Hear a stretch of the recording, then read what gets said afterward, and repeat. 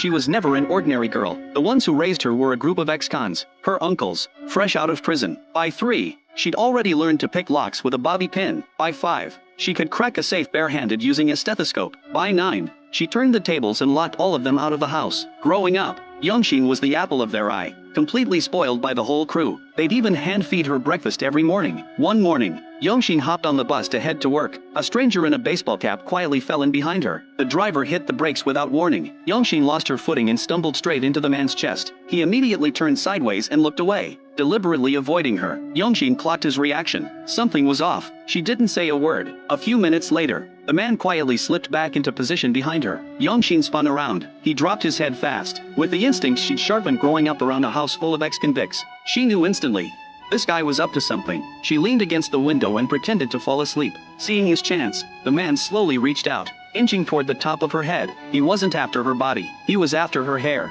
Just as he was about to get what he came for, Youngshin's eyes snapped open. She pulled on her hat in one swift motion, covering every last strand. The man came up empty. After they got off the bus, he kept following her. That's when a voice crackled through his earpiece. His accomplice on the other end. Youngshin had made him switch targets. Go for the backpack. Based on the size of it, there were probably toiletries inside, enough to pull her biometric data. The man quickly zeroed in on a bicycle parked at the curb and an empty bottle nearby. He calculated the angle, then kicked the bottle hard. The bike toppled over and crashed into a fruit stand beside it. While Youngshin bent down to help pick up the scattered fruit, he grabbed her backpack and bolted into a public restroom down the block. He tore through every pocket, every compartment. Nothing but a stack of work documents, not a single useful thing. While he was still cursing his luck, Youngshin had already tracked him down. She showed up right outside the restroom door, jammed a mop from the corner against it to hold it shut, and dialed 911. The man threw his full weight against the door, snapping the mop handle clean off, and dragged her inside by force. Youngshin fought back,